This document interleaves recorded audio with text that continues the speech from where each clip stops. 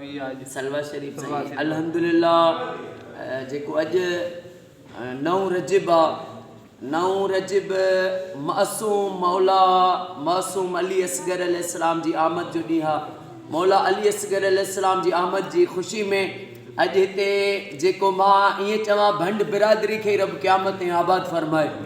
बाबा हाजी साईं बाबा हाजी अल्लाह वधाए भंड साहब हेड मास्टर उस्ताद शेर मोहम्मद साईं वकील फैज़ मोहम्मद उस्ताद खैर मोहम्मद साईं तारिक साईं वारनि शहीद खानन शाह बुखारी जे रोज़े में लख सलवात सगोरी पढ़ाई आहे ऐं ख़ुसूसतन जेका अॼोकी सलवात आहे उहा मासूम अली असगर अलैहिस्सलाम जी निस्बत सां आहे।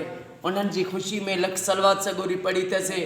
ख़ुशी में जेका सलवात आहे ख़ुशी में सलवात मालिकनि जी आमद जी विलादत जी ख़ुशी में सलवात वरी बानो जॾहिं दुआ थो घुरे त मां मुंहिंजो इहो ईमान आहे त अल्लाह पाक तक़दीर बि मटाए छॾींदो आहे। इंशाअल्लाह ताला असां सॼी सिंध में फ़ी सबीलिल्लाह घर घर में शिया जे घर सुन्नी जे घर ऐं औलिया अल्लाह जे मज़ारातुनि ते 25 साल मुंहिंजी तंज़ीम खे जमायत सलवात कमेटी JSK सूबा सिंध उनजो मां चेयरमैन आहियां ऐं असांजे सलवात शरीफ़ पढ़ाईंदा था रहूं फ़ी सबीलिल्लाह।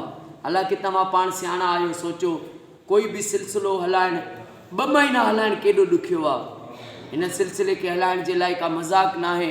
हिन सिलसिले खे हलाइण जे लाइ वॾा ॾुख ॾिठा आहिनि वॾियूं तकलीफ़ूं ॾिठियूं आहिनि वॾियूं माण्हुनि जूं बेवफ़ाऊं ॾिठियूं आहिनि धोखा ॾिठा आहिनि। वरी इहो बि ॾिठो आहे त महबूब जे दीन जे लाइ इमाम हुसैन अली असगर क़ुर्बान कयो आहे। अगर हिकु बेवफ़ाई कंदो त 100 हुसैनी वफ़ादार साथ ॾींदा। अल्लाह पाक तव्हांखे ऐं बाबा हाजी अल्लाह वधाए भंड साईं खे क़यामत ताईं आबाद फरमाए। उस्ताद शेर मोहम्मद साहब खे आबाद फरमाए।